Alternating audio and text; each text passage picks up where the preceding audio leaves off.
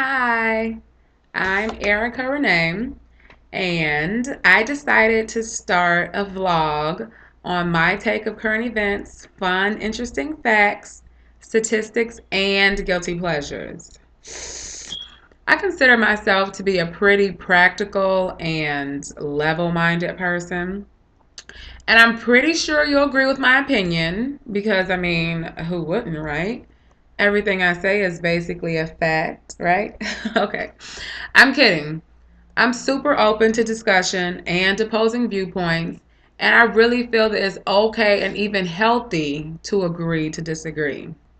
So, let's dive in. A huge, I dread when people say huge, but no, a huge issue within Chicago is the ridiculous violence rate.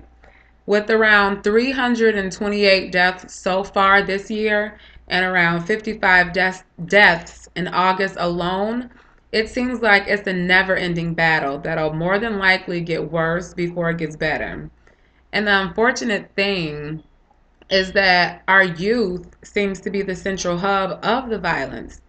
I was reading an article about teens in a writing program at Columbia College, and most of the teens were plagued about the violence in their neighborhoods, opposed to the issues that I think teenagers should be concerned about, like that test they take, that government test, and then what they have to know about the Constitution test and the ACTs, and if they're going to go to college, what college they're going to go to, things like that.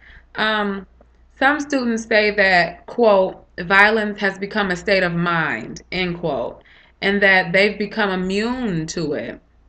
With these statements from our teens, our future, it's like violence is becoming the norm. It's happening so often and in massive waves in a single day or weekend that it's pretty much becoming expected. And I really hate to say this because I don't want to seem like, a Debbie Downer, but people are getting desensitized to it. Like we're becoming robots. Well, I'm not, but other people are. That's why the violence is increasing.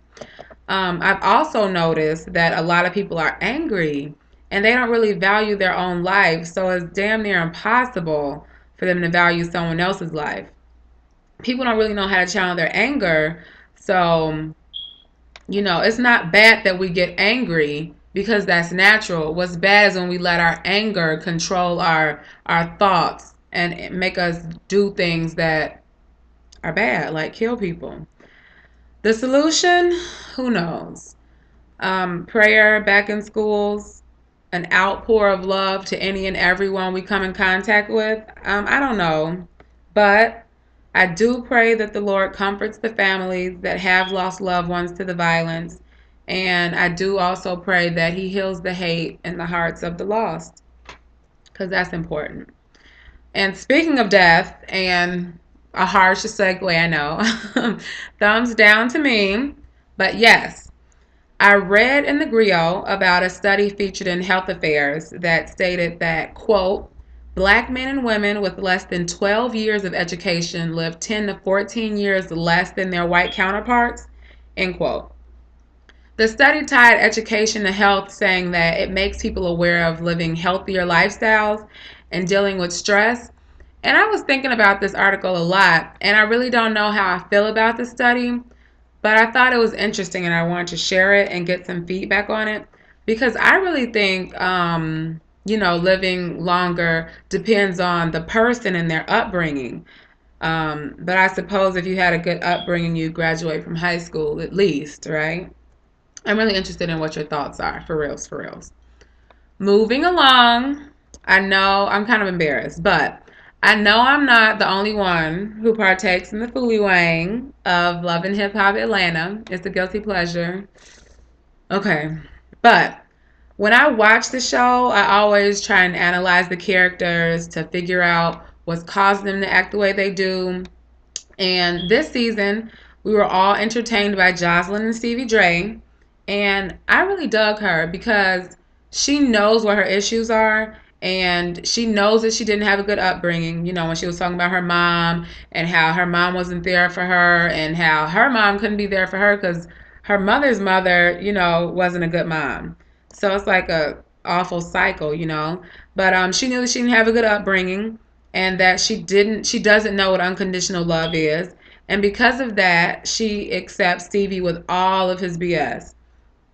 And maybe she doesn't believe that she deserves better because she doesn't know better. She also says that the money and the sex is good enough for her, because that's what the world really has become now. In general, sex and money, that's more important than love and a strong foundation. That's what the world says. I say that's wrong. Love is the answer to all of life's pain and suffering. And that's a fact, right? Yes, that's a fact. That's all I have for now. I'm glad that you tuned in, and I hope that you'll join me again. I'm Erica Renee, and this was my take. See you next time.